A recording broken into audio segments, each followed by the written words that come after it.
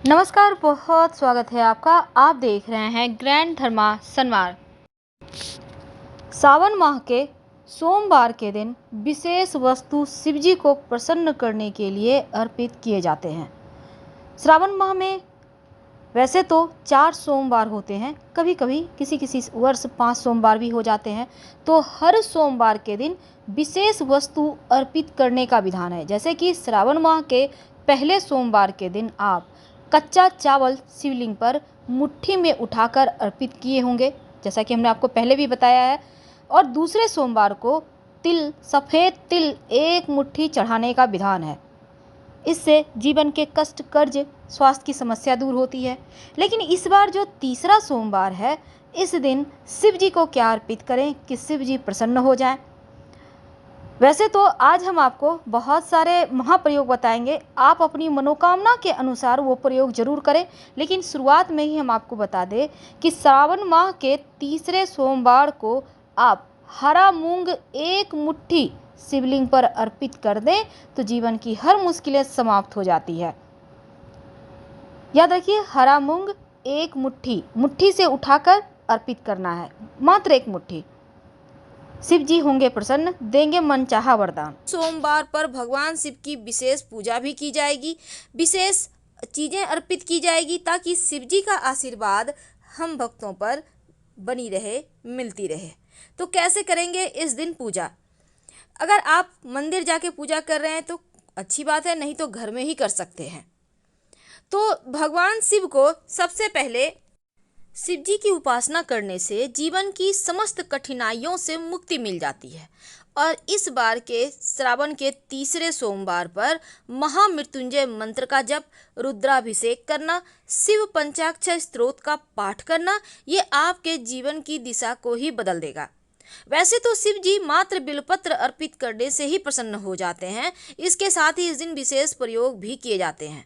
तो शिव जी को जो आप पूजा करेंगे उसमें आपको चाहिए होगा भांग, धतूरा, जल, कच्चा दूध, दही और शहद, दही, गंगा जल, सफ़ेद वस्त्र या फिर आप जनेऊ ले सकते हैं, आक का पुष्प, कमल गट्टा, पान, सुपारी, पंचमेवा भी आप चढ़ा सकते हैं। लेकिन भूल कर भी शिव जी को चंपा, केतकी, नागकेसर, केवड़ा या मालती के पुष्प मत अर्पित कीजिएगा।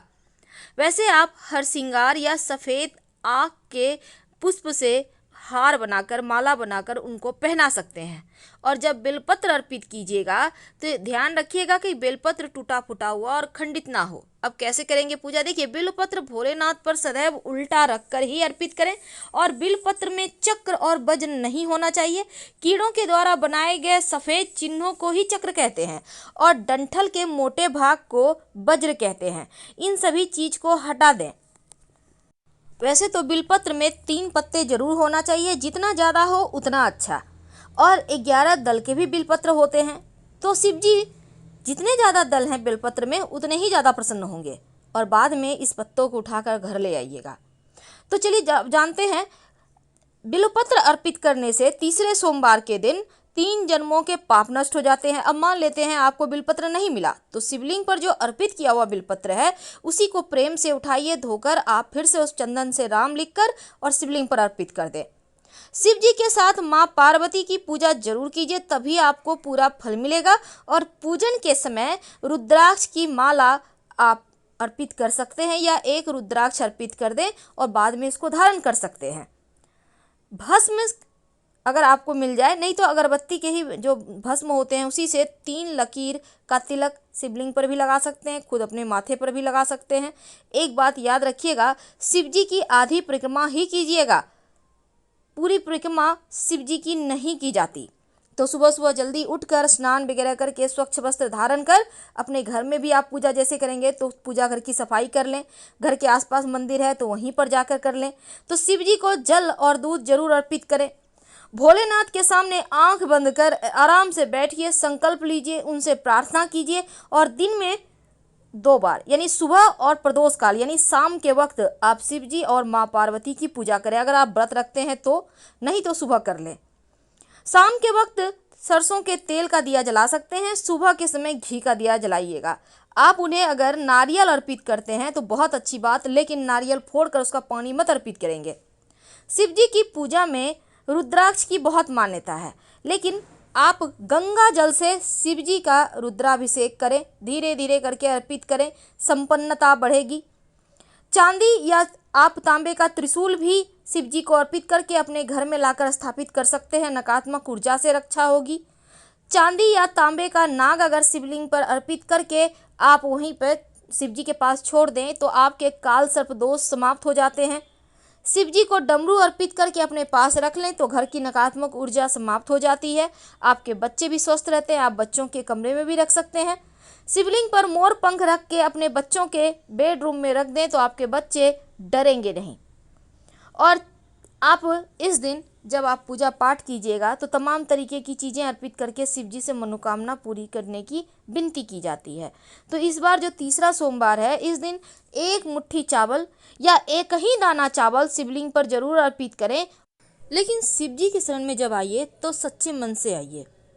सारे दोषों को, दुर्गुणों को कहीं साइड में फेंक दें।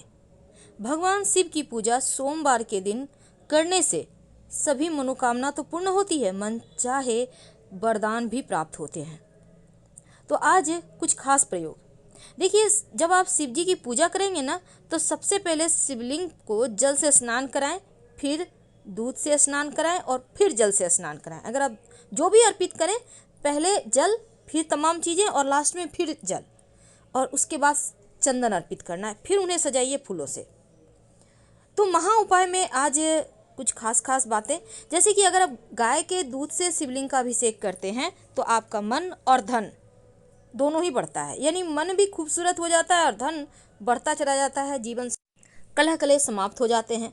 अगर शिवलिंग पर शहद की धारा अर्पित करते हैं तो आपकी नौकरी, आपके व्यवसाय से जुड़ी समस्या समाप्त हो जाती है, आजीविका से जुड़े परेशानी समाप्त हो जाते हैं।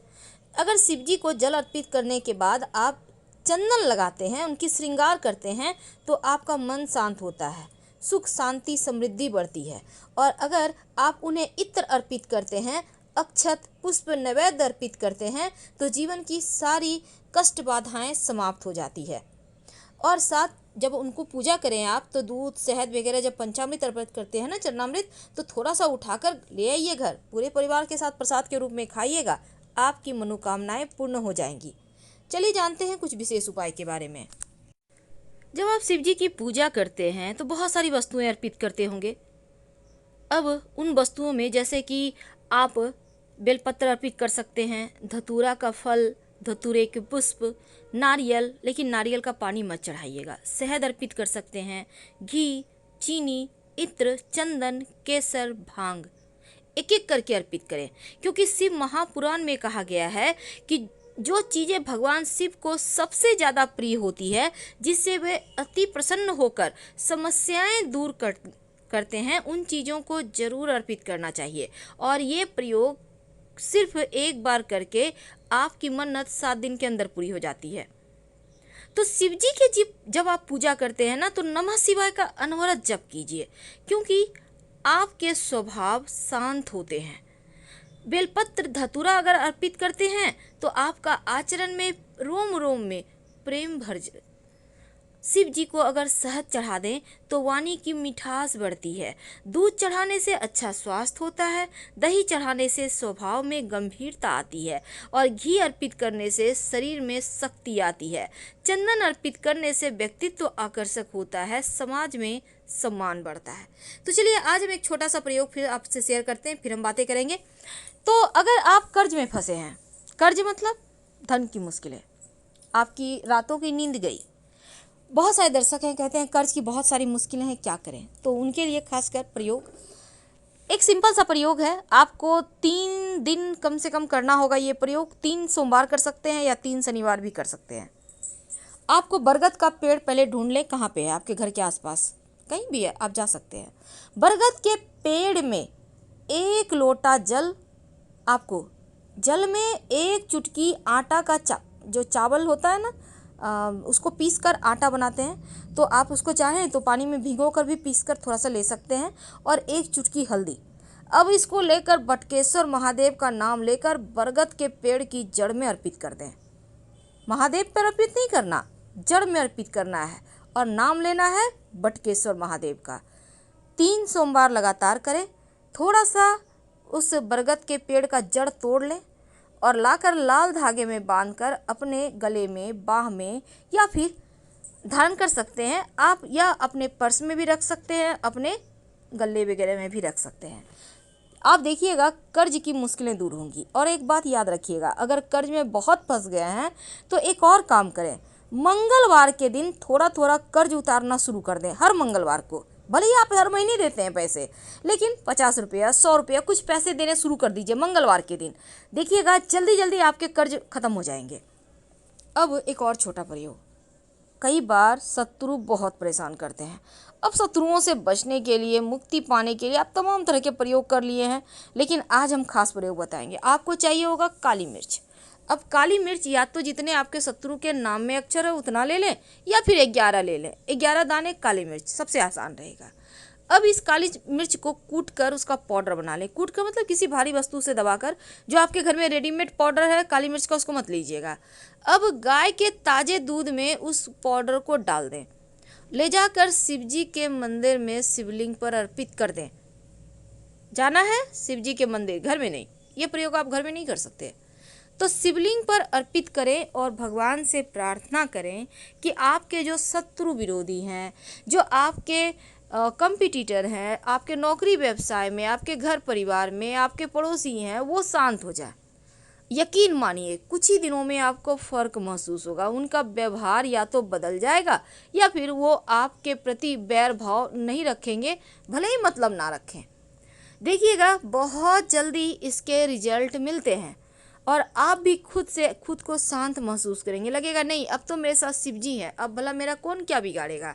तो मन में ये भावना आ जाती है। जिस दिन ये भावना आ जाए उस दिन से सारे कष्ट ही मिट जाएंगे। फिलहाल भी आपसे विदा लेंगे। हर हर महादेव।